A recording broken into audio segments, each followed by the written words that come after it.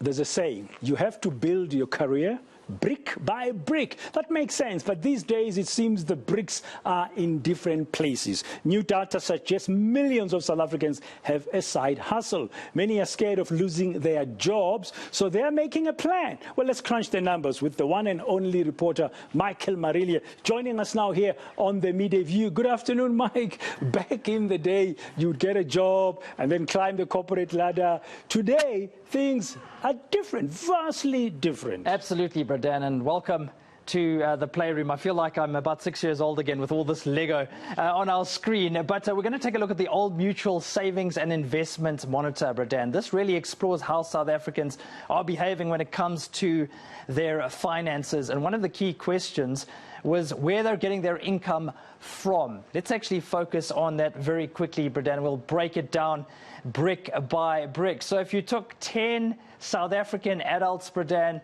get this, roughly 5 out of those 10 say that they have a second or even third source of income. So almost half, 47%, are multi-source income South Africans. So in other words, that could be a second job, it could be a business that they're running on the side, or perhaps some contract work that they're doing which is helping to supplement their income. But Dan, youth unemployment, a massive problem in South Africa. So we decided to look at the same survey.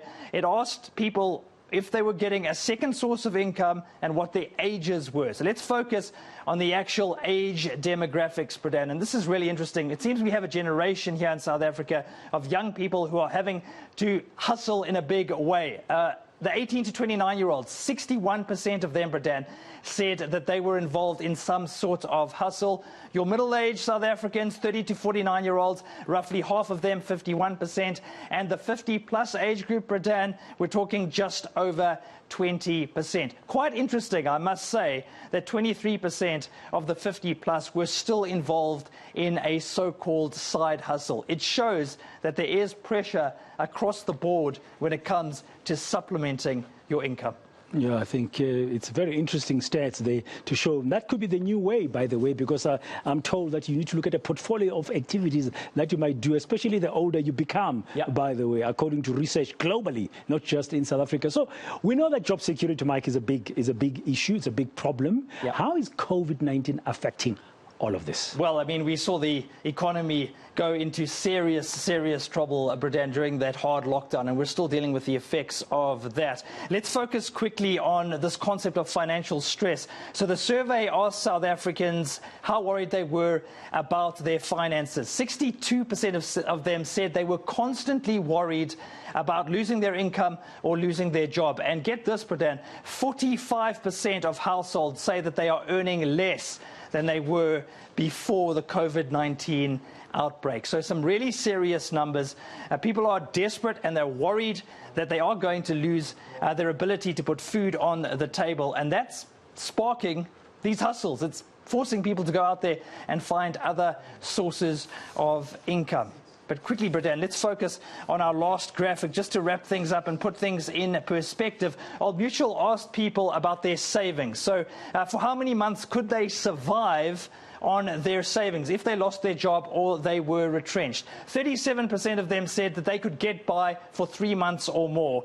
16% said just 3 months. This is really scary, Dan. 27%, so around about 1 in 4 South Africans said that they could survive on their savings for 1 to 2 months. And then 20%, or 1 in 5, said that they could not survive for more than a month. So it shows you, Dan, how vulnerable people are financially in South Africa. And that's why they're going out there and they're trying to hustle as much as they can. Yeah, and we've known that we are not a savings kind of inclined nation historically. And now the pandemic has just exposed and exacerbated all of that. Absolutely. Thank you very much, Michael Marillier, breaking down those numbers of how tough times are financially for all of us here in South Africa, the majority of South Africans with all kinds of challenges.